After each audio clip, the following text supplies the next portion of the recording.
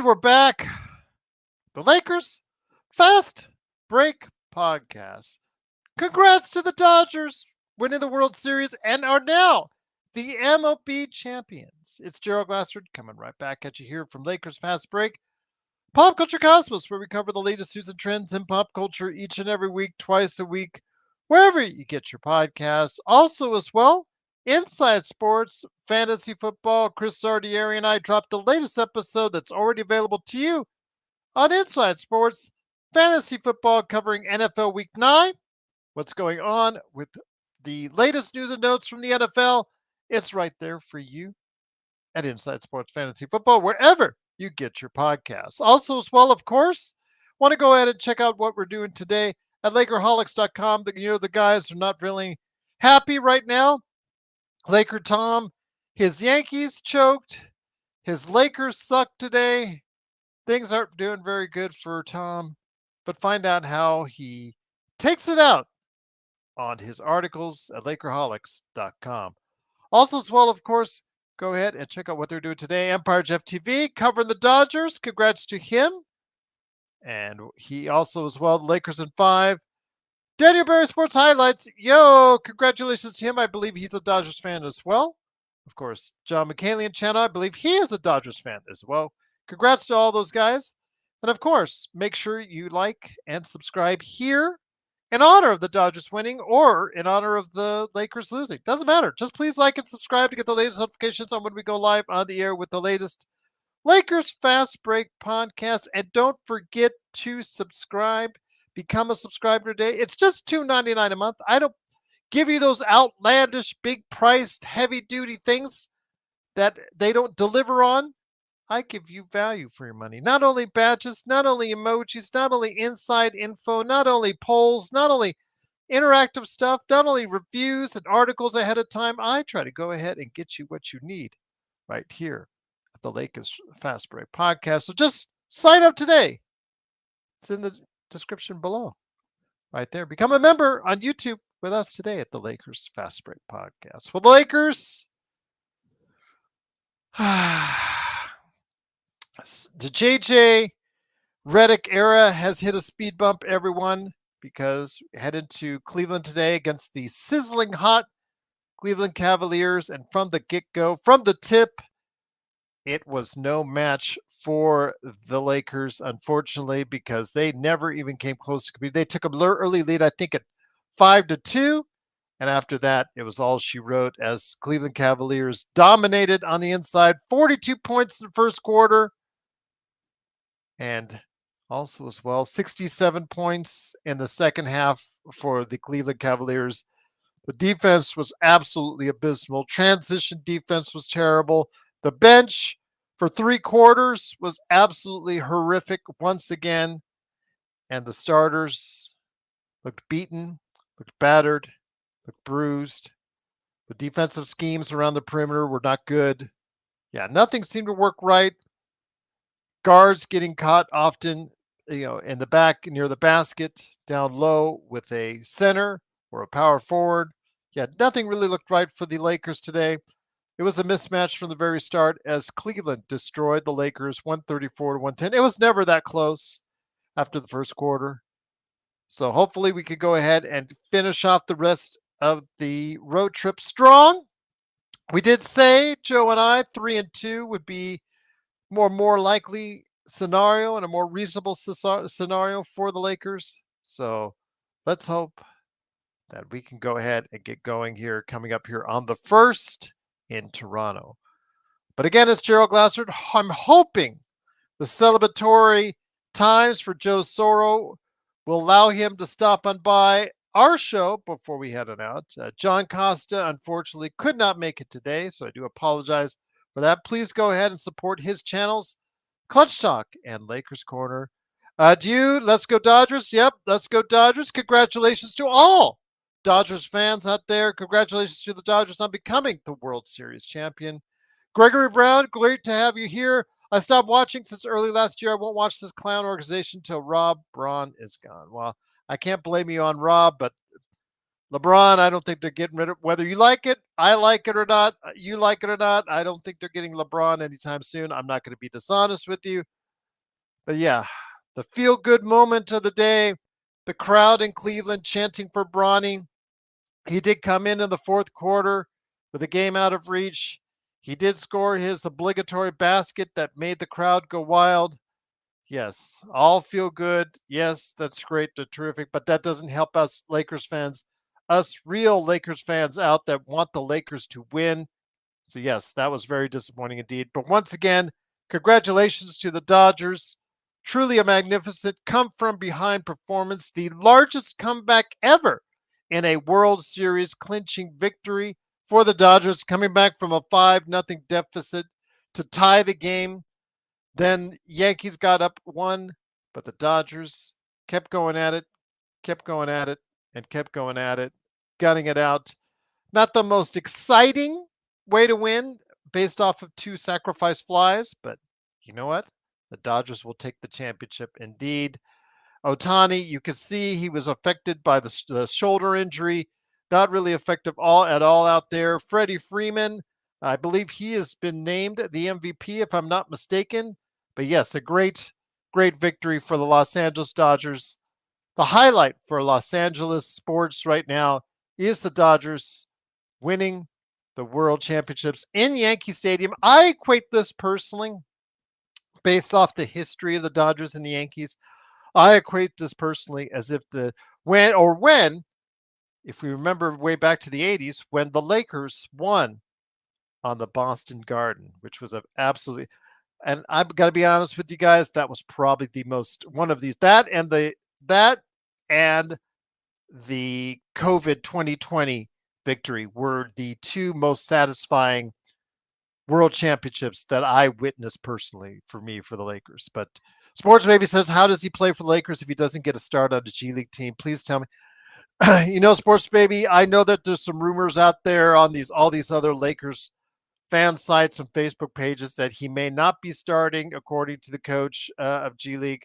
I got to see it in action before, if JHS is down there, Armel Traore is down there, also as well, Maxwell Lewis is down there. I want to see first that they're not going to put him out there as a starter. So, but yeah, I understand that those comments were made out there. I don't know if that's going to be the call from Rob to the G League South Bay coach of the Lakers, if he's going to be actually doing that or not. But yes, I don't know. He's going to get plenty of time in the G League, Sports Baby. Whether he's coming off the bench or whether he's starting for them, he's going to get at least 25 minutes a game down there. And that's exactly what he needs. Daniel Barry, Sports Highlights. Yo! Welcome back, my friend. Truly great to have you here. Dodgers wins. I know you're a happy man. Dodgers are the world champions. Daniel Barry says the Lakers are next. And well, if they play like today, there's not. But let's hope they start playing like they did to start off the season with 3-0. Yes. MEZ, what happened to Max Muncy? I saw him earlier in the game. But did he get hurt? Maybe in the celebration? I'm not sure. I could go ahead and let me see if I can look it up on Twitter. But yes, if something happened to Max Muncy, I'm not aware of it, but I will look it up right now to see if there is, because they're, in that big celebration, people do often get hurt. So we'll see if that's the case. But otherwise, I believe he was Max Muncy out. Let me find out. Max Muncy. Yeah, he was. He last time I saw, he was part of that. Yeah. No, he's. I think he's okay. I think he's okay. He played the game. He finished off, I think, the game. So I think that's Max Muncy is alive and well. But it is, of course, the Lakers fast break. It is Gerald Glassford. Thanks so much again for listening. But if something happens to him, we'll go ahead and see what happens. I'll go ahead and report it. And I'll keep an eye out on it. But yes, we'll go ahead and find out what happened to Max Muncy, if anything. Right there for you. But it is, of course, the Lakers fast break. The Lakers, because he was 0-4 today, and he is a 163 overall in the World Series. So, yeah, he wasn't very effective, but they still won despite what Max Muncy did. So, yes. The 5th inning was fire. Absolutely rough artist. What a great inning to see. Blue Magic says, someone do a wellness check on Joe. I called Joe around 8:45, just before the 9th inning setup. So hopefully he is okay. He seemed on edge, but I told him to come on if he can, if he's able to. I'm not going to force him to. But yeah, John couldn't make it today, so if he can come on, that'd be greatly appreciated because he was with me during playback. And thank you again. Big shout out to Henry Hill and Laker Nick for joining me on playback.tv/Lakers Fast Break. It was a very disappointing effort today. Tell me, guys, your thoughts on what you saw today in Cleveland. A very disappointing effort. Offensively, the ball was not moving once again. Shots were not falling. Everything seemed to be like very difficult for the Lakers to go ahead and create shots.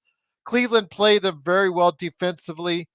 And then, of course, on the defensive end, everything from transition defense to offensive rebounds, giving up the offensive rebounds to basically perimeter defense as well. It was very disappointing for the Lakers to see. Yeah, absolutely. Gregory Brown, I'm not gonna tell you differently.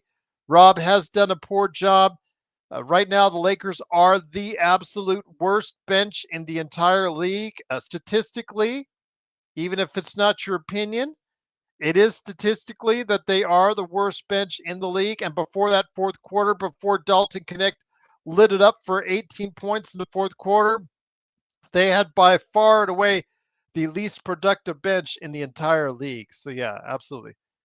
Cleveland, Mia Sen Mia, yeah, I gave Cleveland some credit. If you did hear me correctly, which you didn't, obviously, I said that Cleveland played good defense today. So, yes, I did give them credit that they played really good.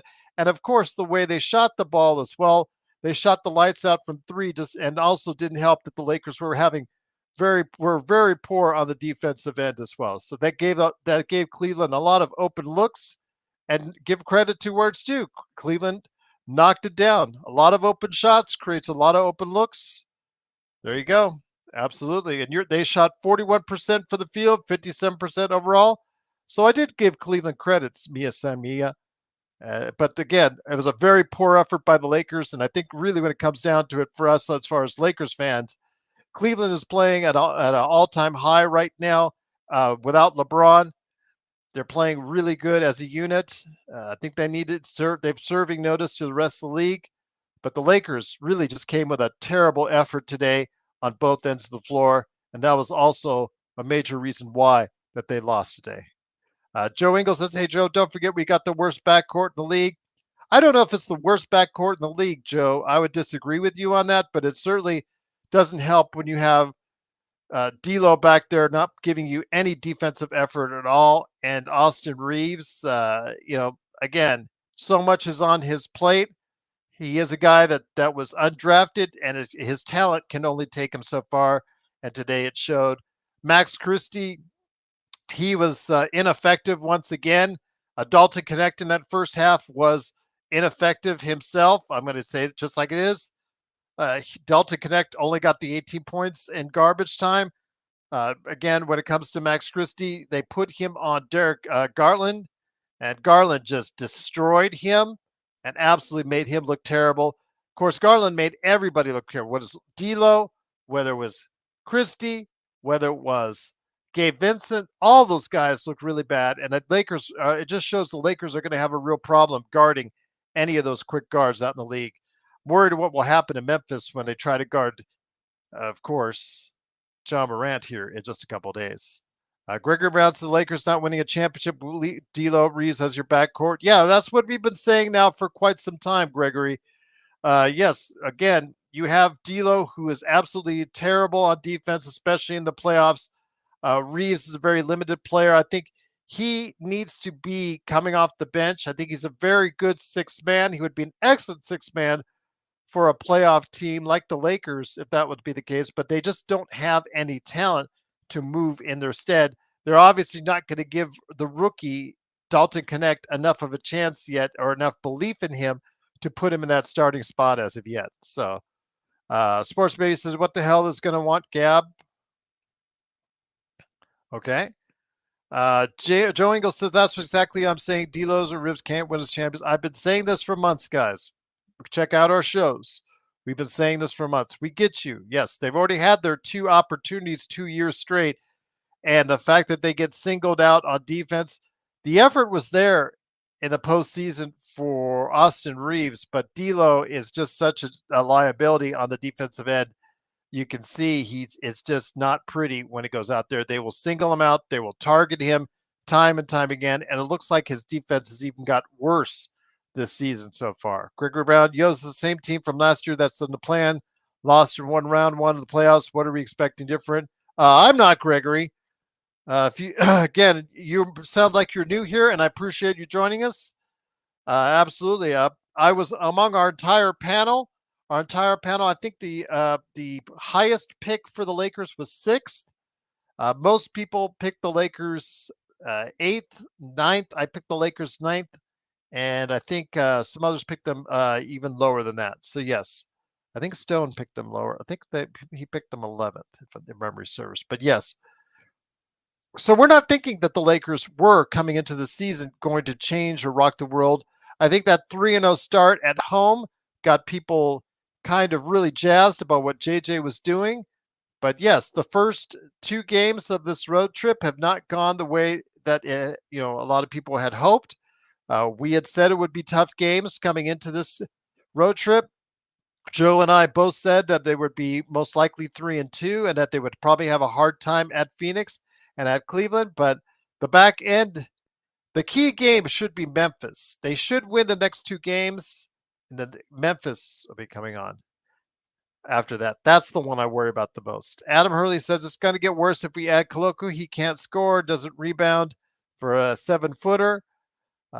But again, we'll see what happens. He just got cleared by the NBA today, Adam. He is still just ramping up. He's going to be in the G League for a little while until he's able to go ahead and get into NBA shape, but also as well be able to make sure that he can provide a contribution. Even then, right away, I'm not sure how much the team will actually lean into him on the roster, on the rotation. Joe says, I'm upset why Rob did not trade D'Lo. This trash ain't working. He's getting worse, Gerald. Yes, we can all see that. His defense, he doesn't even put up an effort, which is a very strange because, as we all know, when these guys are in their contract year and the money's ready to be out there for them as a free agent, they have a tendency to play their best ball on the year before they sign those fat contracts. And it's working the other way around. D'Angelo Russell is looking worse and worse and worse. And that money, even though it's early, it's only 5 games in, it's starting to float away and away and away.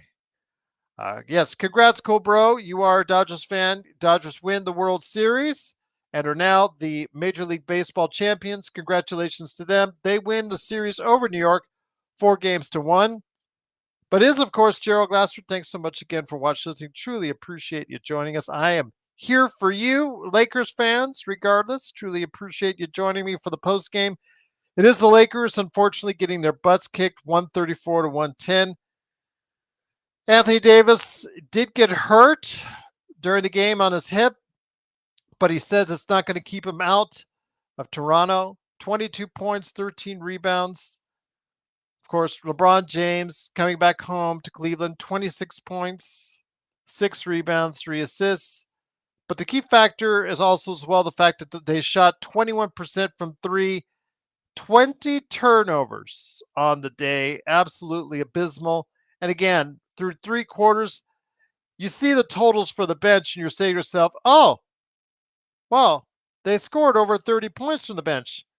Most of that was in the fourth quarter. For the most part, it was just absolutely abysmal performance in the first half and the third quarter for the bench. Max Christie, 1 of 6. Gabe Vincent, 2 of 5. Yeah, very disappointing. And of course, Bronny James got his obligatory 2 points. He was only a -2, by the way, if anybody's asking.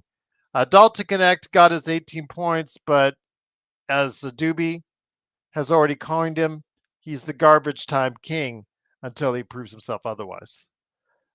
Cool Bro Freddie Freeland has over 1 million followers on Instagram. That's great. Lakers Fast Break should have over 1 million followers on Instagram. That would be even better.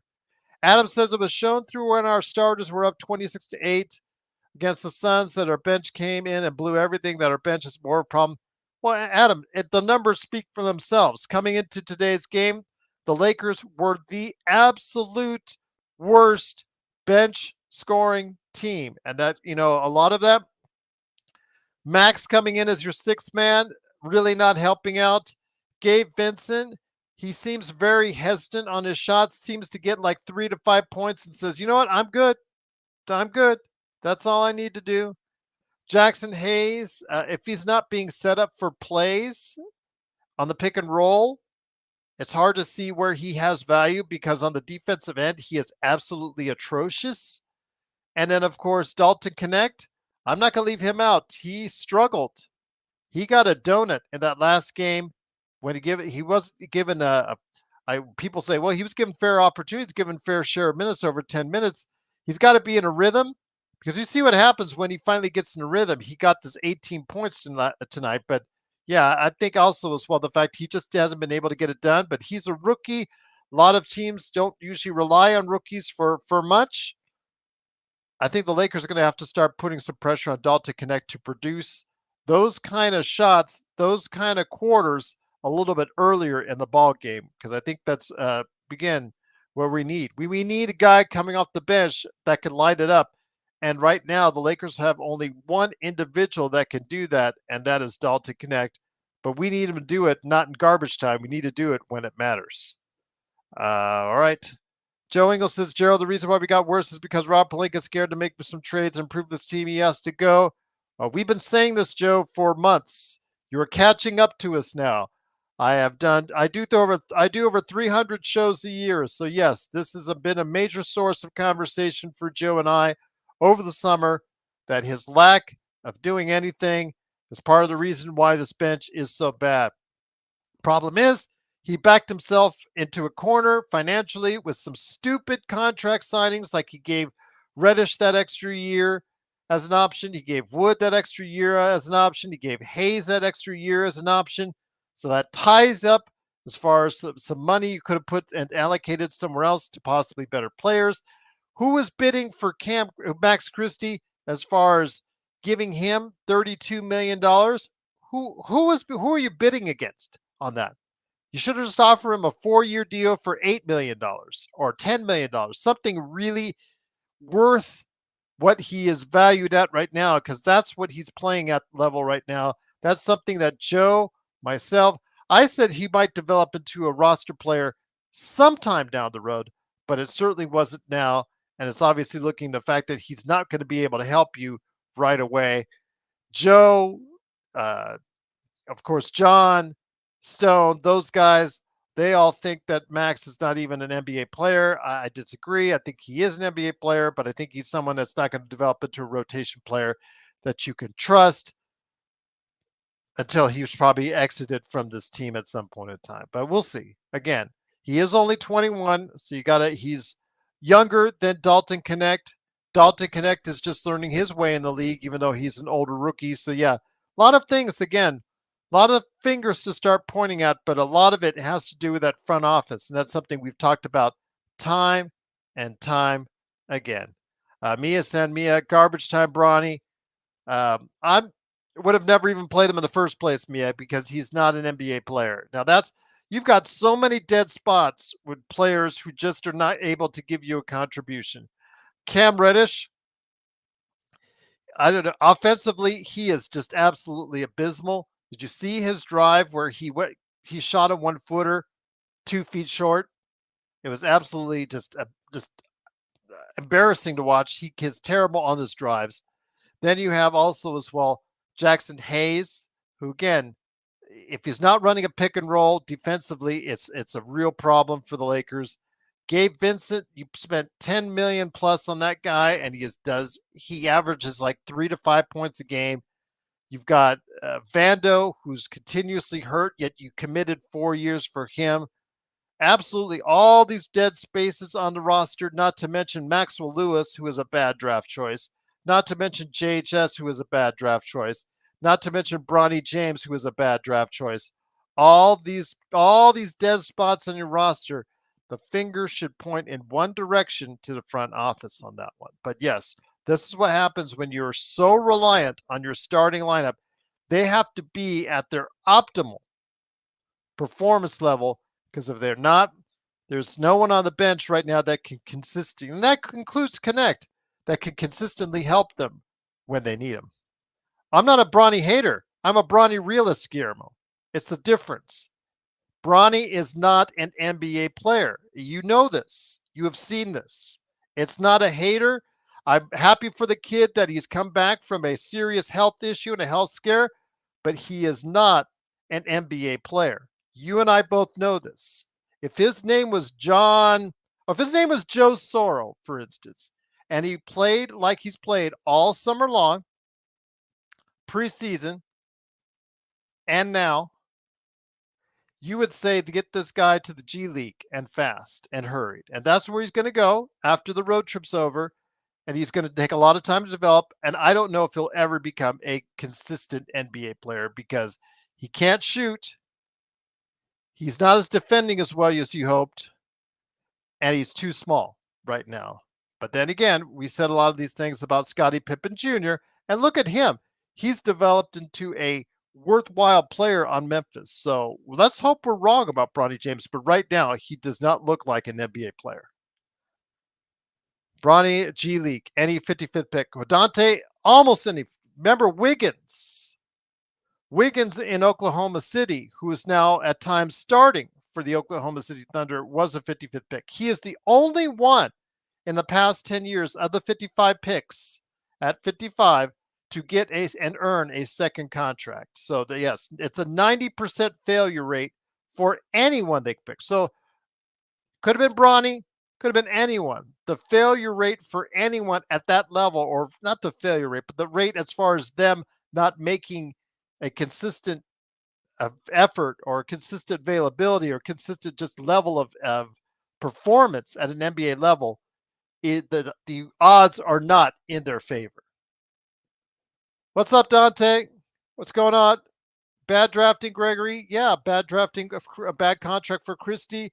I don't know. Again, who are they bidding against to sign Christie that kind of contract, to commit that kind of money on a guy when you're so close to the cap?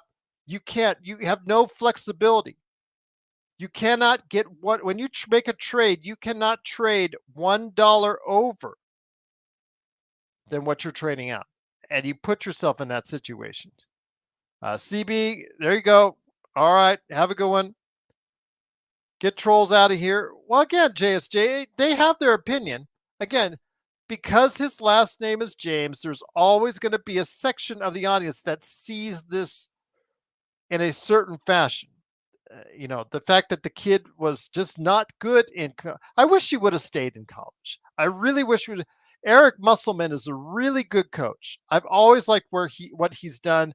I think he would have really helped Bronny and made him possibly into a much better player. But we'll never know. So he's a terrible 5-point player, 5-point a game player that shot 20% or thereabouts from the 3-point area on the college 3-point line. So what are you expecting from me? If it's anybody else out there that wasn't named Bronny James and somebody with those kind of stats, with those kind of showcase ability, would you even draft him? No. We all know why he was drafted. He was drafted because he's LeBron's son, and they got the feel-good moment. This is the part two of the feel-good moment. He got his moment when the sun with dad. He got his Cleveland moment under the sun with, out there. Good. All right. Happy for him. I'm happy that he's healthy and able to play basketball. So I'm not a Bronny hater. I'm just a realist in understanding the fact that Bronny at this point is not an NBA player. But then again, Maxwell Lewis is not an NBA player. JHS is not an NBA player. These guys are not effective NBA players that can help your team win. And with that said, you've got a lot of roster spots filled up with guys that just are not contributing in a positive manner to your team. And that's the problem. That is absolutely the problem. So again, well, these are things that we're talking about. It is, of course, the Lakers fast break. It is Gerald Glassford. Thanks again for watching this. Congrats to the Dodgers for winning 7-6. They win the World Series 4-1. Cleveland did defeat the Lakers 134-110. Now, again, we did say, Joe and I, that they would be 3-2. We were predicting 3-2 in the road trip. So if they win the next 3 games, they come back home 6-2. I will take that. every time. If they come back on the road, from the road, 6-2, those things will still look very good for the Lakers, and things will still look very good for you guys out there. Brian Green says, doesn't Bronny have more time to grow as a basketball player in the G League and then in college? College has class requirements. The G League is b-ball 24/7. How many class requirements do these guys actually play? You would have to talk how some of these athletes are not as serious as some other student athletes out there. So again, you know, I would. It is USC as well. I mean, as someone who attended USC, you could take it for what it's worth out there. USC has done favorable things for their athletes before, so I'll just leave it at that. But Bag of Dragon, what's up, my friend on Twitch? How you doing? Great to have you here. Worst Jen, love the show and ready for my first season with you guys. Let's listen to Gerald. Thank you, Worst Jen. Glad to have you here. Hope you get a chance to subscribe. Truly appreciate it. Again, I'm not trying to hate. I'm just trying to tell you how it is. It's not just Bronny. Bronny, again, when Doobie and I are having an argument who is playing worse or who is the worst player, Bronny, JHS, or Maxwell Lewis. Well, actually, we came to agreement Maxwell Lewis was the worst. So maybe Bronny is better than Maxwell Lewis at this point in time. So, and he scored 2 points, so that's 2 more points than JHS and Maxwell Lewis. So we can technically say that Bronny is better than JHS or Maxwell Lewis, right? Because they're in the G League right now and he isn't. So, but he'll be joining them soon in the G League. We'll go from there. Robert, what's up, my friend? You always ask great questions, Robert. Truly appreciate it. Do you think the Cavs had advantage the regular season over majority of teams in the league since most teams don't play two bigs in starting lineup? I think they do. You've seen in the playoffs, the Cavs have. How does Allen? Allen says he remember he said he got frightened by the big lights. Mitchell is a primetime player. He is a playoff player. We've seen him score 50 points plus in playoff games. The rest of the guys, Mobley and Allen, again, we'll have to see how well they play when the money counts. Garland, is he going to stay healthy? Garland looked like an all-star today against the Lakers. He really befuddled the Lakers with his speed and with his quickness and the fact that they were always hitting on their shots. I have to give the credit. Again, when you're shooting up 40+% from the three-point line and you're chucking up three after three after three and you're hitting them, got to give credit to Cleveland for hitting those shots. But again, the Lakers not being able to defend on the perimeter. And then at other times, they got on switches. I don't know. This is something where JJ has in his defense has to tweak where he gets caught with a guard. His defense gets caught with a guard down low with a post up player. In this case, Mobley or Allen. Mobley and Allen got both at times got caught with a guard down low, which gives them an easy opportunity for a basket. So yeah, but the choice is okay. Well, let them shoot from the outside. Well, they took 41 threes, Cleveland did, and shot 41% from the field, and that's going to get it done more times than not. But once again, it is the Lakers fast break. The Lakers only making 6 threes. That's not going to help you either. You have to make more than 6 threes in a game as well. I mean, there's just so many things you can point out what went wrong today. Just a bad performance overall. Hopefully they could just shake it off, go into Toronto. Looks like Scotty Barnes is going to be out, I think 2-3 weeks. Guys, correct me if I'm wrong, but I think it's 2-3 weeks he's going to be out was the last I heard. Yeah, absolutely. Hey, what's up going on? Worst GM, Rob Pelinka. Preaching to the choir. New subscriber here, Gerald. Rob Pelinka is the worst GM. Fire him. You know what? I couldn't agree with you more. I know that a lot of people looking at the Golden State GM as the next X hire. I would keep your eyes, and I've said this before, and I know some of you guys already know what I'm going to say, but I would keep your eye on what's going on in Minnesota. Yes, I know Bob, he's on ESPN, might strike twice while the iron's hot with ESPN guys coming over to run your team, but just know Tim Connelly is surveying in Minnesota, surveying that landscape as far as how this ownership thing is working out. And so hear me out on this. He is a free agent. He made himself a free agent. He only took a 1-year deal for another year as a GM because he wanted to see how this ownership thing is playing out. If he does not like what he sees, he's going to be jetting out there. And who created the Denver and the Minnesota teams? It was Tim Conley. So would I like Bob Myers, or Tim Conley? Why don't you come? That's a good question, Bloodhound. I think it depends. Remember with Bob Myers, I mean, Steve Kerr came in. He got Steve Kerr. That was already like a transition with Mark Jackson's team. They were already a 50-win team. The Lakers will probably be in some sort of transition because AD is now 31, going on 32. LeBron is going 40.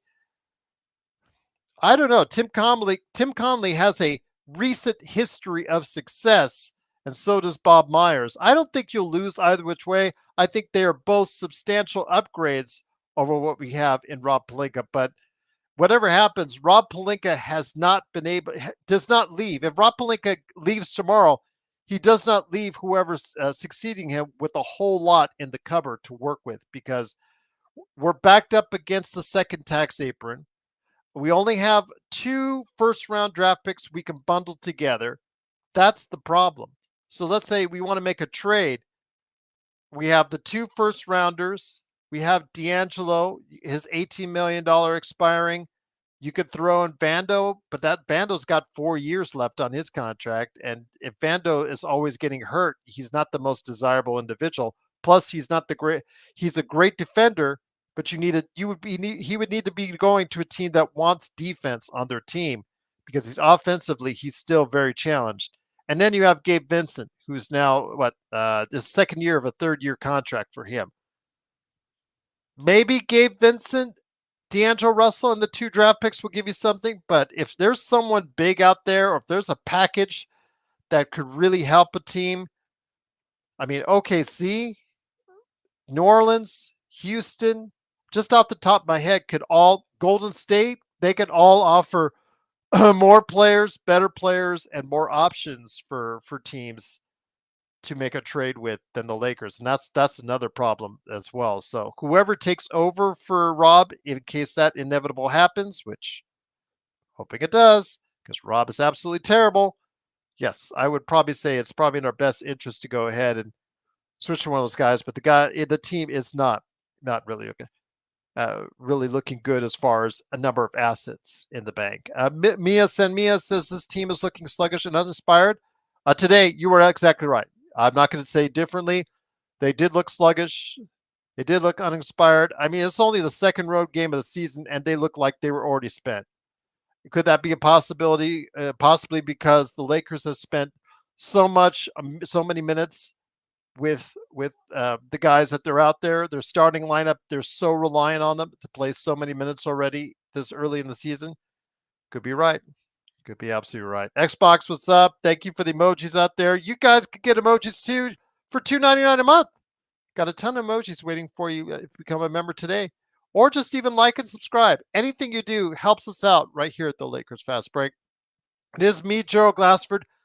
John Costa could make it, so I apologize for that. So I'm covering for his channels, Clutch Talk and Lakers Corner. Joe Soro said he might be here, although he might be having one hell of a good time. He might be screaming out in the backyard somewhere in Temecula right now. Or he might be diving into his hot tub with a cigar, with a good shot of tequila or something like that. Maybe some hard whiskey. I don't know. He's probably drinking something right now. So it's always good to get Drunk Joe in here. We got Drunk Joe in here once, and that was absolutely worth it. If you want to look that one up, that was a great episode. Bloodhound says Jeannie is good at marketing, team building, not so much. Yeah, I agree with you on that one. Marketing is what she was brought up on.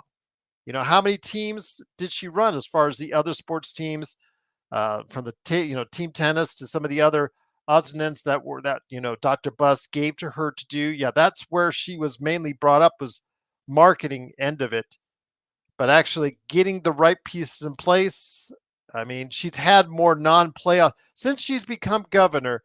She has had more non-playoff seasons than playoff seasons, and I hope that changes, because I don't think she is going to sell the team anytime soon. JSJ said Joe is drunk right now. I would put that at a very strong yes on that, JSJ.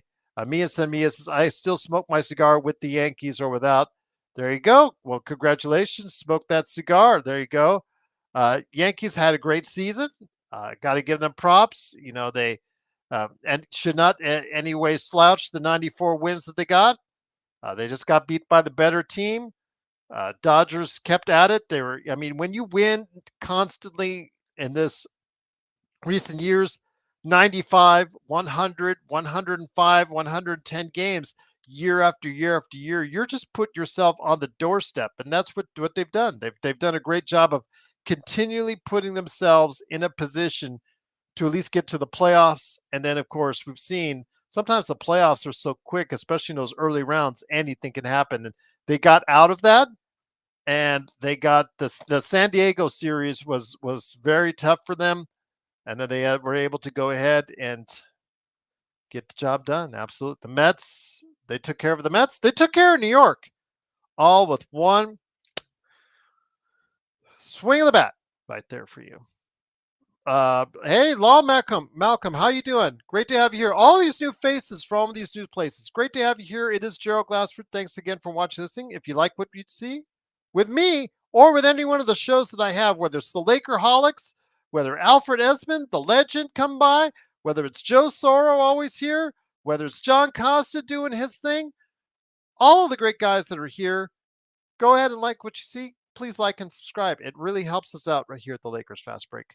But Law Malcolm says Magic and Kobe, the real Lakers, LeBum is he'll never, no matter how many championships he's win, there are just some guys out there, and that's up to you because he played most of his career in Cleveland. You guys there's nothing he can do that will allow him, in your opinion, to be a Laker. At the end of his career, he probably would have played 8, 9 seasons for the Lakers, and it doesn't matter. To some guys, he will just never be a Laker, and I'm not going to argue off that. I'm not going to argue against that because when it comes to LeBron, anything is just an argument that just takes you down to a rabbit hole. And yeah, it's whether you think he's the greatest, whether you think he's not the greatest, where do you have him? I know somebody got mad at Joe the other day because he put Bird ahead of LeBron. So you just can't win. You just can't win when it comes to LeBron James. I think he's one of the greatest players of all time. I mean, if you asked to draw up what would a perfect basketball player would look like, a lot of the attributes you would say would be similar to what LeBron James is, in my opinion. But be that as it may, I know that defending LeBron James, it's hard sometimes with his passive aggressiveness and the hourglass, the wearing the New York Knicks stuff, that stuff is hard to defend because it's frustrating because, he's done things that has hurt the team. The Russell Westbrook trade, he obviously his influence into that's the worst trade in Lakers history. So yeah, absolutely. Just some things. It is what it is. Okay. LeBron, he just cannot do anything right in people's eyes, and I'm not going to defend it. I'm not going to defend anymore. You guys feel how you feel, and I respect your opinion on that.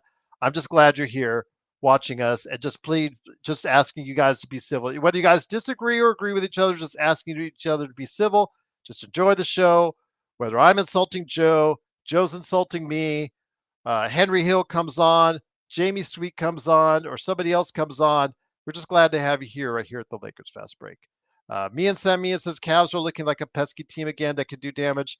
Yeah, they look real good right now. Again, that starting lineup, with Dean Wade is hitting shots like he did tonight, that's the one part of their starting lineup that's been a problem, is that other forward position. And if he could provide some stability for them in that spot, that's a great sign for Cleveland. And if they could stay healthy, obviously that's a great sign for Cleveland. But they're also very similar to the Lakers. Is how far is the rest of their unit going to be able to provide support for them? Tonight they did. Everybody was hitting shots. LeVert, Ty Jerome even was hitting shots when he came off the bench. Yeah, a ton of players were hitting tonight, and everything looks good now. But whether it's Niang, Okoro now coming off the bench. Again, Levert, Merrill. How good are those guys going down the road? That's going to be the key because Cleveland has never just been able to stay healthy, all of them, for an extended period of time. So we'll see what happens. If they can, they're obviously going to provide some problems. Are they as good as Boston? I don't even think the way that they're playing now, they're as good as Boston. It's really hard for me to think now that I've seen Boston after 4 games. And I hate to say this because I cannot stand Boston.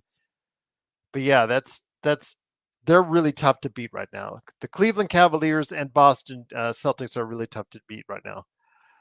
We need some reinforcement. I'm concerned with our bench. One of the worst GM. It is the worst statistically. Coming into today's game, it was the worst bench statistically in the NBA. So yes, absolutely, it's been a problem for the Lakers, and I think with what you have out there, obviously getting more players involved, but again, you're stuck against the second tax apron, so you're limited to what you can do. I think the first thing you got to do is bring Dalton off the bench. He's the only one of your players back there that can score you any kind of points if he gets going. And with that said, I think that he is probably the option that you should have coming first off the bench. I think I tweaked that. If that doesn't work for you, then you're really screwed because your bench is not giving you anything at this point in time. And people are saying, oh, yeah, can't wait till Christian Wood or Vando gets back. Vando doesn't give you offense. Great defensive player, but he doesn't give you anything offensively. So I don't know how that improves as far as the offense is concerned. And then with Christian Wood, if it was the Christian Wood from last year, obviously that leaves a lot to be desired. If it's the Wood from 3 years ago or 3 seasons ago, that might be a different story. Schroeder's killing it. Schroeder's killing it right now in Brooklyn. But then again, on a team like that where both him and Thomas got the green light, they're looking good right now. So Schroeder will probably go in a trade somewhere, rough artist. I just don't know where as of yet. Giddy, Xbox, always looking at your boy in Australia. He's playing well. He's just got to shoot. Remember, it's all about the shooting with him. Bag of Dragon on Twitch says the Pelicans are looking like a team not even making the play-in right now. They have come out disappointing. I think it's a team mismatched. Again, they've got to do something sooner rather than later about maybe moving CJ McCollum, maybe moving Brandon Ingram. That they've got to do something about that. They look like they're a team in disarray. I think the Trey Murphy, the third, that injury was more damaging to them than a lot of people realize because he is a good player. He is a future, I don't want to say star, but I think he's a really good player with all the different things as a wing. He's a taller wing. He can shoot. He's athletic. Yeah, he is really good. And that's, obviously they're feeling it. And the fact that they have not much of a center position to speak of in New Orleans is probably hurting them as well. Ben Simmons is available. I don't think Ben Simmons, Bloodhound. Let me ask you this, Bloodhound. Ben Simmons, I think he is safe on the Brooklyn roster because he has got $40 million left on his contract. That's $40 million coming off your books. First of all, if you try to trade for Ben Simmons, a 5-point-a-game player, because he was averaging 5 points. I looked this up the other day. He's averaging 5 points a game. He's going to be a defender mainly for you for whatever team he goes to. It's a $40 million player earning, getting you 5 points a game, of reluctant to shoot, terrible at the free throw line. He does rebound, he does defend, but again, he is $40 million. And I don't know, you're going to have to give up a lot, amazingly enough, as how that sounds, to get Brooklyn to get rid of that $40 million that's coming off their books, because they will be, if they keep Ben Simmons, they will have more money for free agency next summer. Brian said, would I take Ben Simmons with picks? Yeah, I would take him with picks, Brian. But really, if you're Brooklyn, if you're running Brooklyn, Brian, would you get rid of $40 million coming off your books? Really? When you know your team is going to be bad already because they already are playing in tank mode already? I don't know. I honestly don't. I would not. If I was in Brooklyn, I would not trade Ben Simmons unless you threw me a great offer. And who's going to do that for a 5 point a game player? Bloodhound says Ben Simmons out of the NBA after the season. He'll be in Europe or Taiwan. I have a feeling somebody will give him a chance, Bloodhound, before he leaves. I really think they will, maybe on a minimum or maybe something slightly bigger than that. Seeing if they can go ahead and work it out, maybe on a 1 year deal. But yeah, I think somebody else will give him a chance unless he gets a sweet deal from overseas. Sorry, Xbox, don't cover your ears in the Australian League or the European League. If somebody gives him a big number. I mean, Brian, you got to. It's all money. It's all about the logistics. It's all about the money. I mean, I don't want to deter any of you in your enthusiasm when you guys talk about let's trade D'Lo, let's trade this, let's trade that. You got to look at it when I think about these things and I look at these things. I look at it from the perspective of the other GM. It's like, okay, I'm Rob. I'm calling. Hey, I've got this, this, this, and this. What can I get? And I'm like, and would I really want that? Do I really want that? Why should I really want that? And is there somebody else there that can give me more for this player that you want? So and again, it's just I'm just when I look at it that I'm just trying to keep it real, just trying to keep it from that perspective. As much as I want them to make the change, I do. The Lakers need to make a change. They need to go ahead and improve the bench. They need some type of infusion because they had one of the worst benches in the league last year, and now they're one of the worst benches in the league this year. Well, they are the worst bench in the league this year. So they do need something. And I don't think Dalton Connect by himself is that answer. So yes, they do need something more. Bando, defender, but can he help you offensively? I don't. He's never been known to do that, and I don't know if it'll start now. Christian Wood, again, Christian Wood has to play like the guy 3 seasons ago that averaged a double double for Houston, I believe, if I'm not mistaken. So yeah, if that's the guy that you get back coming back from injury, a second knee surgery in a few months. It was arthro, mind you, but it's still knee surgery. Yeah, it's still yeah. I mean, it's how you set up your team for success. And Rob, it deserves a lot of blame for setting up this team for a lot of issues and problems on how it can improve himself.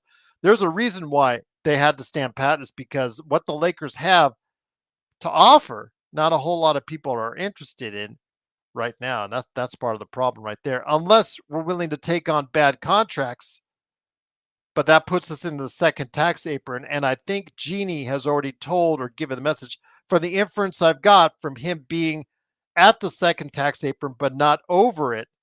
I think the inference from Genie is do not get me into that second tax apron. You will hurt the franchise going forward. Because once you're in that second tax apron, guys, you better be damn sure you have a team that's going to compete for a world championship. Because if you don't, you get your, I think you get draft picks moved back to the end of the first round. You may eventually lose your first round draft picks, not to mention the tens to hundreds of millions of dollars that you will have to pay in taxes. Yeah, and the fact that you are limited, you can't get buyout players. You're limited on who you can trade for. Yeah, it is that bad when you go into the second tax apron. That's why you need to make sure you have a team ready to win. Brian, worse, I'll get you in a second. Brian says, who has bad contracts that would get us picks?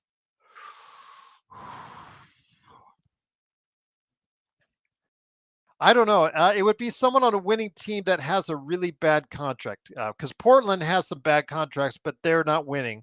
Chicago, Atlanta, but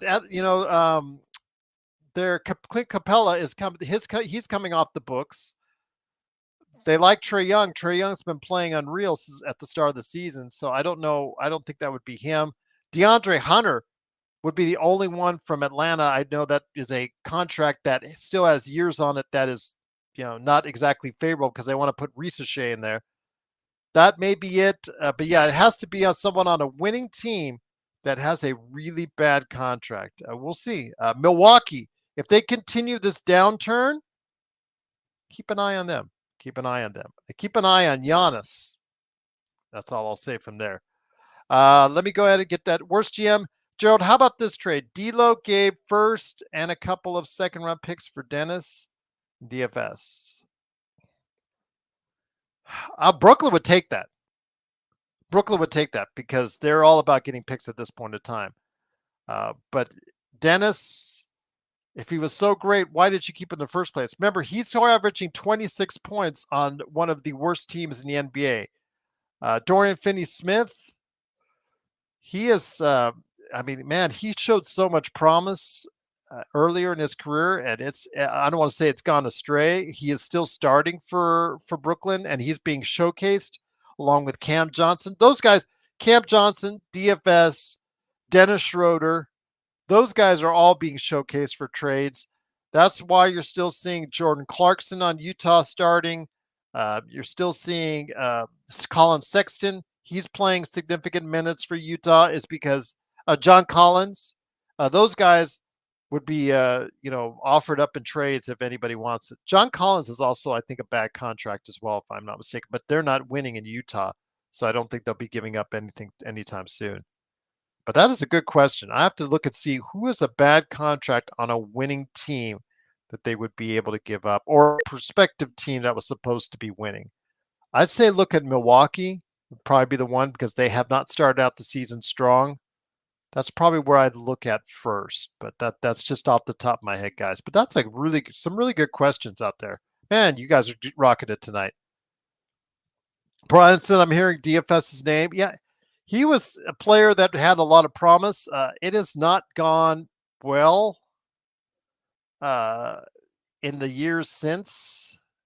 I'm just going to say that. Right now, let's check out what he's averaging. Dorian Finney-Smith, right now, getting 19 points. He is what? He's averaging just under 11 points, 5 rebounds. He's only shooting 25% for 3, but that's, again, it's early, so I'm not going to take too much into that. Only 50% from the line, 38% overall from the field. He's struggling right now, but it is in Brooklyn. I mean, I think if he got into a better situation, he'd play a little bit better, but it's he and Dennis Schroeder really going to move the needle.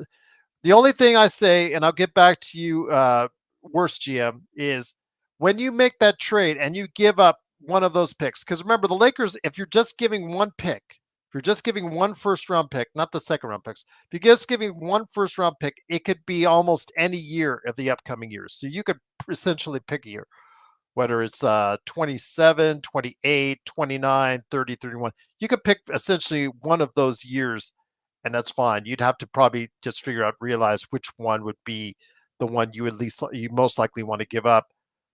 But if that's the case, are those guys going to move the needle? Is a Dennis DFS trade going to move the needle in the right direction for the Lakers? Will that be enough to get them in the top 4 in the Western Conference? Because I think Joe said it best the other day.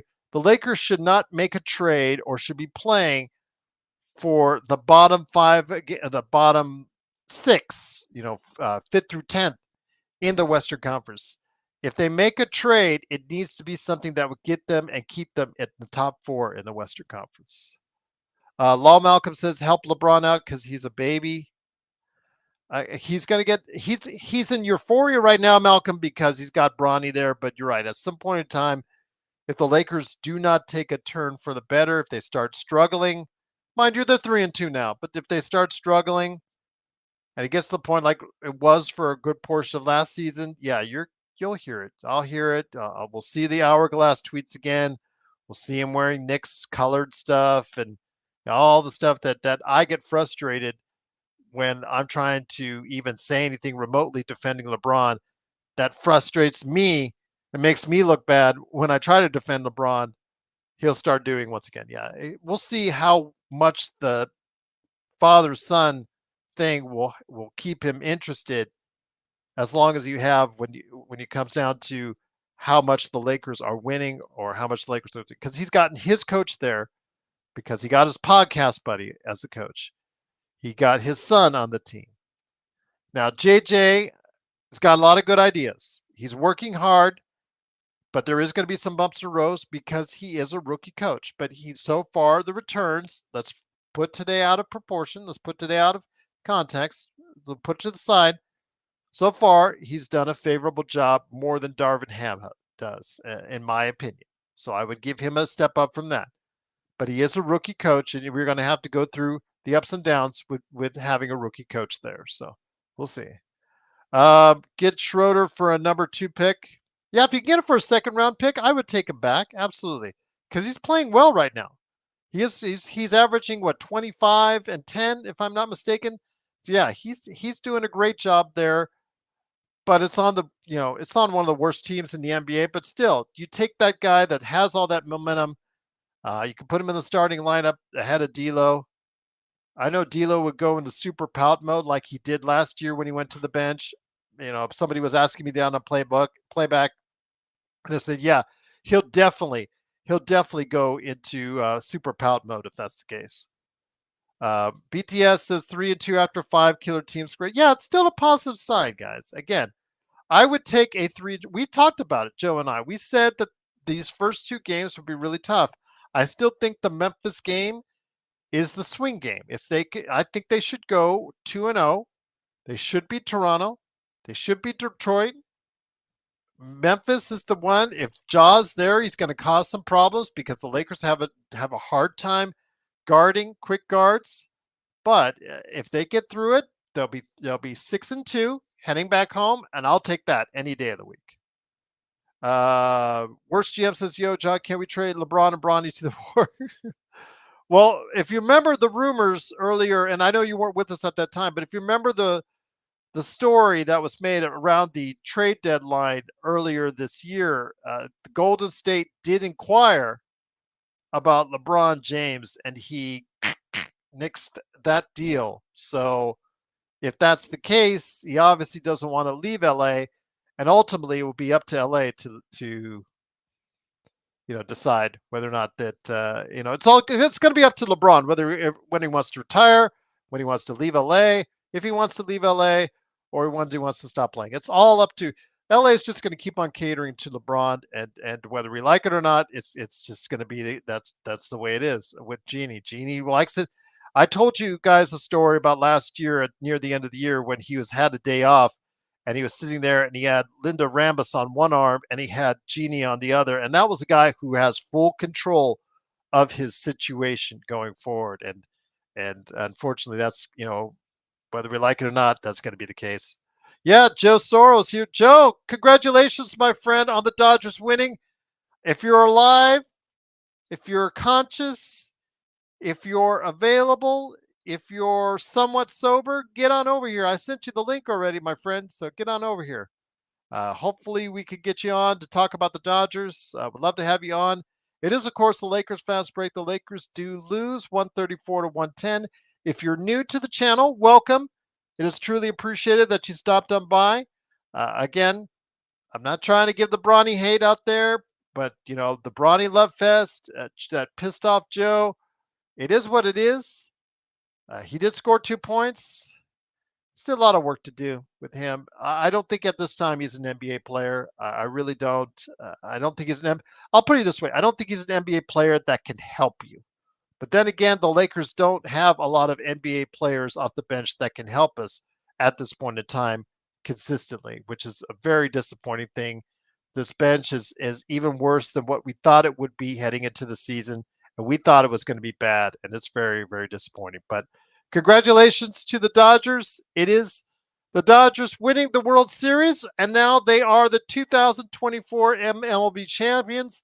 They are the Major League champions of the world. It is, of course, the Los Angeles Dodgers beating the Yankees 7-6 and winning 4-1. I'll be back normally starting tomorrow. Okay, yes, having a drink.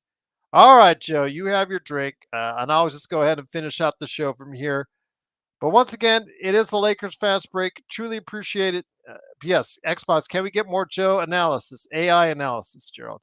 That is always up to the AI. Yes, I know what you're talking about. I'll have to go back to Laker Nick is going to have to help me out on that one. Yes, I will get you guys more AI Joe in the future going forward. Yes, absolutely. Law Malcolm says Bronny is going to break the scoring record. They already did, Law Malcolm. You got to remember that he and LeBron are the all-time leaders as a father-son duo in the NBA, beating the Bryants and any other fathers, the Shays, any other NBA father-son duo that's out there. So, yeah, they already have the record with Bronny's 2 points today. I'm Al Gerald. Thanks for the show. I'll be back this Friday. I hope the Lakers win. Thank you for taking the time to stop by. Worst, truly appreciate it. Wishing you all the best. I will hopefully have someone here as a mouthpiece alongside of me. It's usually not just me, um, you know, talking up a storm for an hour, but I thought and I promised I would give you guys a post game. And no matter how bad it got for the Lakers, I'm going to certainly do that. Uh, Tomorrow, yes, we'll have a show tomorrow. So definitely, I go ahead and I schedule it out there. If you subscribe, you'll be able to go ahead and find out because I do put it out there for my subscribers when our show is going on the air. So I will have at least an NBA observations show tomorrow, and I'll get you set up for Halloween. We got to have a show for Halloween. Maybe Joe will get up into his Rob Pelinka outfit once again. I know that was a lot of laughs the year that we did it, so maybe he'll do that once again. But then again, we'll also be back on the 1st as well for our full coverage of the Lakers and Toronto. That'll be available on playback.tv/Lakers Fast Break, and of course the post and pregame right here at the Lakers Fast Break. Ox, as he says, Max Christie is not an NBA rotation player. He could sit on the bench at 15 in Charlotte. Yeah, it's just not happening right now. He just cannot give you what this team needs at this point. I really think him coming off the bench as a sixth man is one of JJ's larger mistakes, but there's quite a few things that the Lakers don't have going for them right now when you see what's going on with this bench. Again, Connect hasn't played well. He played well in garbage time, 18 points in garbage time, but we needed him earlier in the game to make some shots, and he didn't do it. And I've been very complimentary to the kid, and he is a rookie. But he's going to have to start producing for this team if this team is going to be able to finish off this road trip strong, because 8 points a game from the bench is just not going to cut it. That is absolutely not going to cut it. That's what they got the last game. 8 points. And leading up into the fourth quarter, that's essentially what they had again, was just about 8 points. And that's not going to get it done. The bench needs to give you more. It needs to give the frontline guys a little bit more breather. The guys cannot continuously play 36 to 38 minutes, 40 minutes each and every time out during the course of the season, because you obviously see, especially with LeBron at nearing 40 years old, that's not going to work long term. JSJ says Max is officially THD 2.0. Well, you see what happened. They called it wrong. THT just didn't materialize as a player. We lost Alex Caruso. THT is barely on the roster on the Chicago Bulls, and Alex Caruso is now playing a key role in Oklahoma City. We had some. If I was wrong on Scottie Pippen, but had they been more patient on Scottie Pippen, who knows? He could have developed into that type of player that he is now in Memphis. Jay Huff is somebody I wanted to keep instead of, let's say, like a Colin Castleton or someone else that you wanted as a big guy. Look at him. He just got a 4-year contract from Memphis as well. He's playing outstanding for that team. These are guys. Mo Wagner, as far as, could you've retained him? Could you've done something to retain him? And then, of course, we won't even talk about Zubats right now, because, again, I know that's a Magic deal, but Rob is in the room, and that Zubats deal is looking worse by the day with how well he's playing for the Clippers right now. Brian says Dalton Connect has to adjust the NBA schedule. Yeah, again, he's got to be able to produce sooner rather than later, and I think they need to make a change and put him first off the bench and see how it goes. If it doesn't work out, then bring someone else in. Maybe by that time, Vando will be your sixth man off the bench or whatever. Maybe Christian Wood, you want to give him some try. Yeah, you give him some burn. Let's find out. But again, I think Max Christie as your sixth man is just not worked out. JSJ says it's been 5 games and Max hasn't impressed at all whatsoever. He is 21, so there should be plenty of time for him to improve. But I can't wait for it. He's in his 3rd season already. He just signed a $32 million contract. He needs to produce for the Lakers at the contract money that's compensatory to what he signed for. And in doing so and not doing so, he is sending a message to Lakers that they need to move into a different direction. Law Malcolm says Nate McMillan or Scotty Brooks would take over. I don't think they're getting rid of JJ this soon, Law Malcolm. I mean, that they're on the books, what, for a 4-year contract, if I'm not mistaken. They already have to finish up Ham's contract. So I'm not sure they want to be real interested in paying for a third coach, or because I think Vogel's finally off the books. So yeah, it's not, I don't think it'll be happening. Oxley 47, Lakers are the farm team from Memphis right now. It apparently is, with the way that their players are playing real well. That didn't play well for the Lakers, that are playing real well for the Memphis Grizzlies right now. Rough Artist says Reddish had the best plus minus at 1. Bronny had the second best at -2. Yeah, that's how bad it was. Eric wants says, Memphis drafts Zach Edey. It's been a slow burn for Zach. He hasn't needed to get off to a great start because of what Jay Huff and the fact that they got Jaren Jackson Jr. back, Eric. So they haven't needed, Zach Edey at to come out like gangbusters.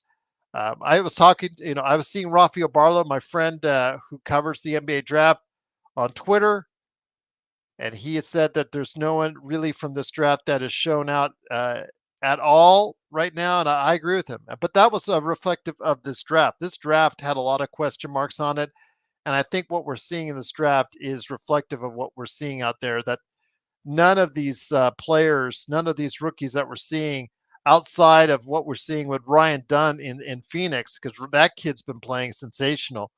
Other than that, there's not too many rookies that have been making a big imprint on the season so far, which is kind of disappointing to see. I'm hoping some of these kids pan out sooner rather than later. MY says it's time to call J.R. Smith. Isn't he playing golf for North Carolina or something? But I don't know. Maybe he's because I know he went back to school to play college golf, if I remember correctly, a couple years ago. Tuff said, was JJ trying to send a message to AD by not calling a timeout when he got hurt in the game today? You know what? If that's a message, that's not a good message to say, because Tuff, if you remember correctly, it was AD during the course of the playoffs that got tired of Ham's act, and the closing discussions that really stuck out were the ones made by AD, and I think that's the ones that tipped that broke the straw, so to speak, as far as the final comments that the organization had to take seriously were the comments by AD. So if he wants to piss off AD, that's not really good, because up until this game, AD was a MVP contender in the early going with his kind of numbers. Now, his numbers still look pretty damn good, but you've got to get him some help. LeBron playing well today. Yeah, and the other guys, the starting lineup right now has to play at an optimal level. And if they not, the way this bad bench is for the Lakers, that's not good. If they're not playing all 5 of them at a great level, it's it's going to be hard for the Lakers to go ahead and win games. Tuff says, I agree, Gerald, with you 100%. Thank you, Tuff. I appreciate it. I'm just trying to put common sense stuff out there. I'm not trying to give you any shock stuff or Laker Tom stuff. I'm just trying to tell you how I see it. It's Gerald Glassford. Thanks again for watching this thing. Unfortunately, it's a loss for the Lakers, 134-110. But Joe, who's celebrating now the Dodgers' victory, and myself did say 3-2 would be a successful road trip. Is what we thought it would be. If that's the case, they would come back 6-2. So I'm still hopeful for that. But we got to find out on Friday's game with the Toronto Raptors on the 1st. Tomorrow we'll be back for a show on Halloween. We'll be back for a Halloween show. Got to have a Halloween show for you guys. So yeah, definitely. What's in a screwdriver? Oh, let me go ahead. What's in a screwdriver? Let's go ahead and let me get you the exact opponent's Xbox for a screwdriver drink. There you go. Smirnoff. So vodka and orange juice. Simple. Yeah. Vodka and orange juice. There you go. So if you're into OJ and vodka, not that OJ. orange juice, and vodka. There you go. But is, of course, the Lakers Fast Break. Truly appreciate you joining us again. I'll be back with an NBA observations tomorrow. Definitely looking forward to doing that. Reggie Joe, man, I saw OKC today. Hope I dress up as Phil Jackson. I don't think I have the right clothes. I think Joe will probably. I'm gonna ask Joe if he could pull out his Rob Pelinka costume again. That would be good. Yeah, trying to get to Gerald to read it. Vodka and orange juice. Yes, yes, vodka and orange juice. Absolutely. Somebody's having a screwdriver right now. There you go, celebrating the Dodgers' victory. But it is, of course, the Lakers Fast Break. Reggae, your OKC Thunder, they're playing real well. Uh, and I think that Cleveland and the Boston Celtics are right along there with you guys right now. They're yeah. I know Xbox. Obviously, you found it funny that I read it. Yes. Okay. Yes, indeed. Well, just trying to read your comments out there. Trying to help you out. NBA, you know what the Lakers need? They need to go hard and them dudes. Salute. Okay. They do need to play harder. They do need to play with more effort. They do need to play with more, I guess, also as well, their defense was terrible at times. The transition defense was terrible. Their perimeter defense was terrible. Half court defense was terrible. Their zone sets were awful. They found themselves continuously with a guard underneath with a Mobley or an Allen. That's not going to get it done. And when they did, that didn't happen. They seemed to be able to go ahead. Garland was penetrating right and left on the Lakers. Whoever was guarding him he was blowing by and be able to dish it out to the 3-point line for some easy looks from three. So it was just basically a clinic from the get-go for the Cleveland Cavaliers. And that's something obviously JJ has to change sooner rather than later. All right. Yeah. Brian Green says Lakers need to ride out LeBron's contract for cap space. That's it. Yep. Write out LeBron's contract for cap space. I don't know, Brian. That's going to take, if he does another 1-1 at the end of the summer, or if he even picks up $50 million, his $50 million for the second year, or if he feels like it, he might add on another year because he wants to wait for Bryce. And God forbid the Lakers want to get Bryce to make him even happier so we can have both the sons there. Yeah, that's. Yeah, okay. It is what it is. But again, it is the Lakers 134 to 110. My favorite sub sandwich. I just had it actually. One of my favorites right now was Jersey Mike's. You can't go wrong with Jersey Mike's.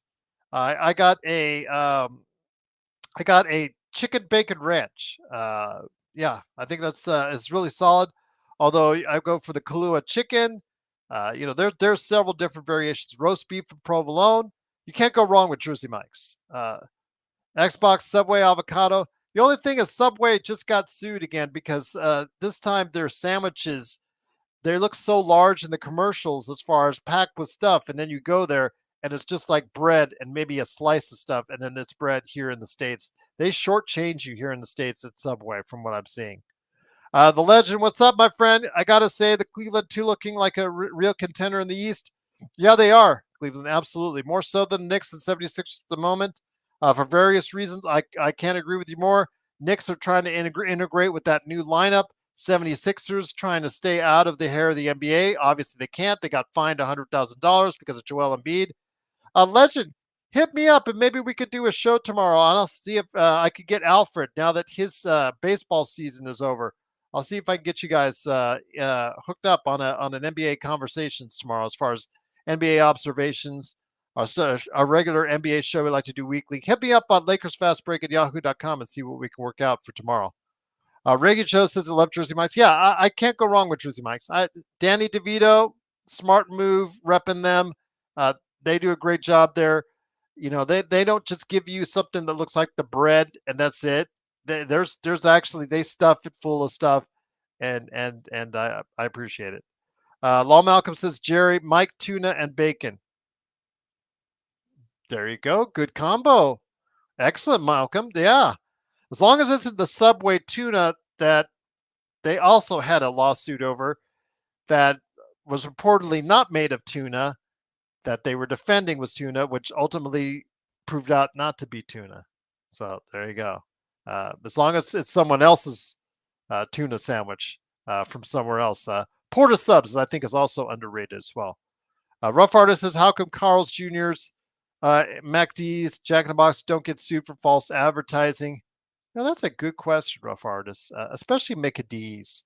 Although Mickey D's is going to get a lawsuit coming from that E. coli outbreak, Rough Artist. I think you heard about it, how several got sick last week from the onions on a quarter pounder, I think. Yeah, and one person actually died, I think, of E. coli poisoning. Yeah, there's going to be a lawsuit or two from there, I think, coming up real soon on that one. Yeah, so I don't know. I just this food stuff keeps going through my news feed. I don't know how it always ends up doing like that, but in between the sports and pop culture stuff that I read through, every now and then I get this fast food info news stuff that kind of is like, okay, all right, whatever. Brian says Max should have stood out by now. I've been in this corner. Brian, and I don't want to fault you, man. I don't want to fault you. I know Rodell and I've been going back and forth because uh, I think Rodell pushed a button with us when he said the reason why we were preferring Dalton over Max was ethnically motivated. I think that was because he said that in a statement to us, and I think we were all appalled by it. And I don't know how John Costa, when he feels even stronger than I do about Max Christie, about him not being an NBA player, I don't know how Rodell can say stuff like that. So when Rodell said that, we were all taken aback. But if you've been in the corner of Max Christie and you saw the potential in Max Christie, I don't blame you for that. And obviously, that's what the kind of potential Rob saw in Max Christie. That's why they committed the 4 years, $32 million. I just don't know who they were bidding against. Because remember, he was a restricted free agent. So who was actually bidding against Max Christie to get that kind of number? So that's what I want to know, because he really didn't have much of a resume already leading into last year as a free agent to get that kind of contract. So that's what I was just concerned with. So now that he's signed that contract, you're now asking him to be a much better player than he has been the previous 2 years, plus also a much more consistent player than he has been the previous 2 years. That's that's the problem. Ruff says he can't defend Maxi Moore. I'm anti-Christie. Again, he's 21 years old, and he might develop into something. I don't want to give up entirely on him like some of the other guys have. I just don't think for the Lakers now, he is what you need to be a consistent player for you. Plus, they ask a lot of things that for him that he can't do. He cannot guard quick guards out on the perimeter, but there is no one on the team. Gabe Vincent is not that quick anymore. Obviously, the knee surgeries or his age or what have you. He's just not. No one that the Lakers have is able to guard those quick guards like Garland, like Morant, like Rob Dillingham.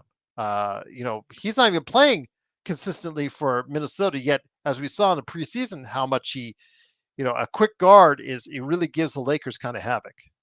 Reggae Joe, hey Gerald, was curious if Magic Man's still with you. Thanks. Not at the present time, but I don't know.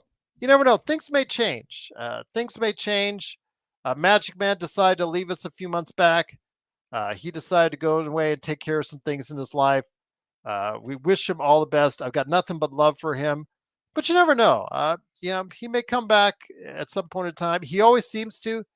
So, I mean, it's almost like you could set your watch to it. I said the other day with Joe, when it comes to Magic Man, he always gets mad every 2 or 3 months. It's something, one of us says or something somebody in the chat says.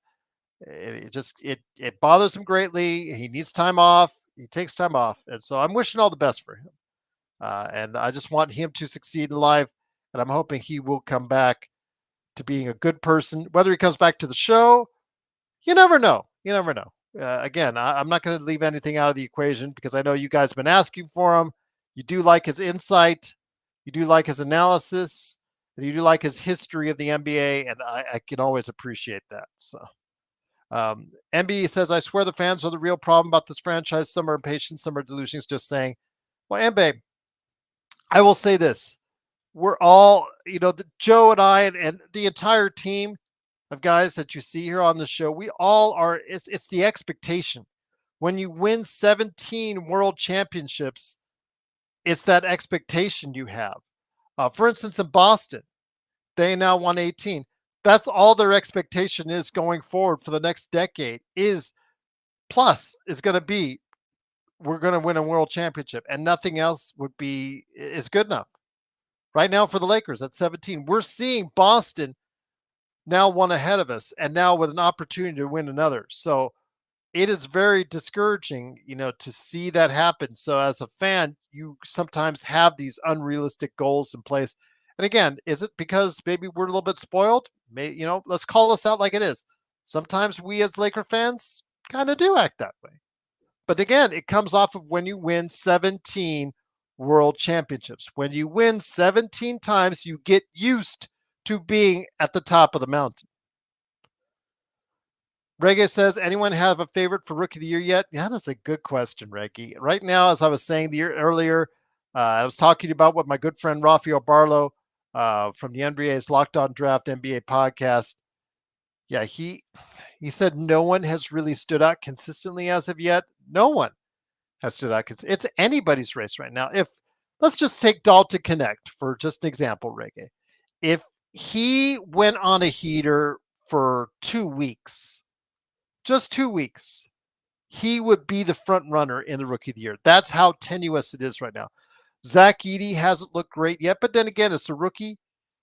You're asking him to start. He's beginning into foul trouble lately, and they haven't really been needing him with Jay Huff coming in and providing a lot.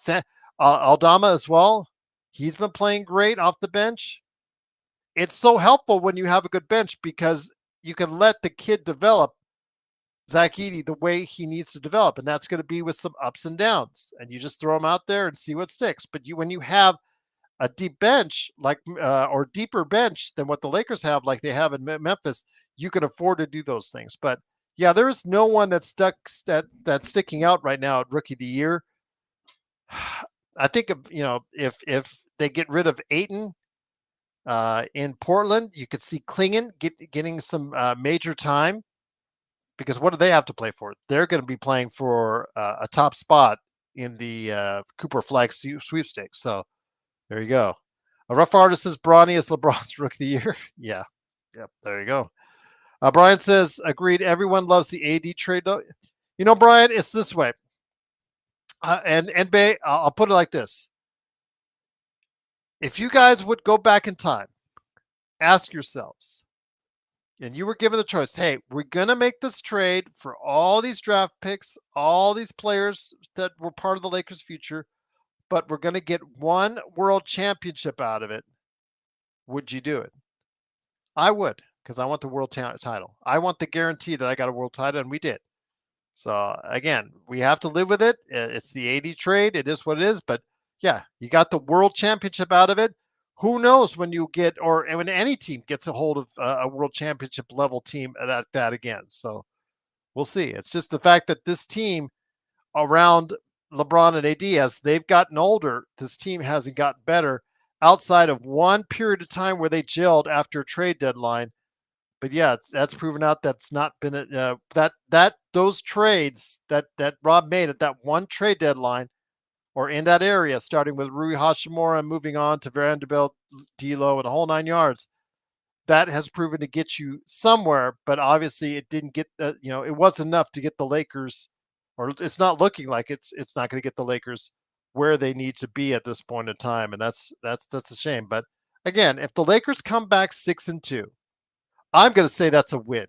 I'm going to say that's a success because remember, I didn't think the Lakers were going to get off to a super great start with a rookie coach, but if they get off to, let's say, after 10 games, 7-3, I think that's a big win. I think that's a huge win for the Lakers if they come out of the first 10 games at 7-3.